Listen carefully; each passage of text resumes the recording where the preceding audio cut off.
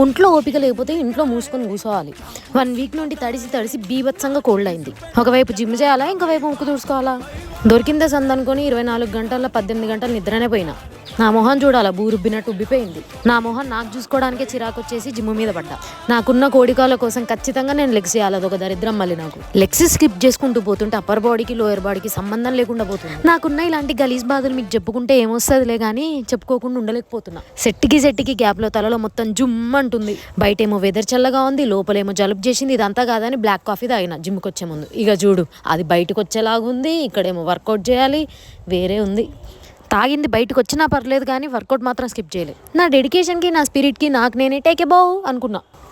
90s kids కదా, ఈ మాత్రం మెయింటైన్ చేయకపోతే గలీజ్గా కనపడతాం. లాస్ట్లో ఇట్లా చిన్న మొబిలిటీ ఛాలెంజెస్ అన్ని చేసిన. మీరు కూడా ట్రై చేస్తే చేయండి. కొంచెం వర్కౌట్ గట్టిగా చేస్తే చాలు ఆ మొహంలో గ్లామర్ అంతా పోయి బొక్కలు మొత్తం బయటకు వస్తున్నాయి. ఏం చేయాలో అర్థం కావట్లేదు. Please suggest me guys.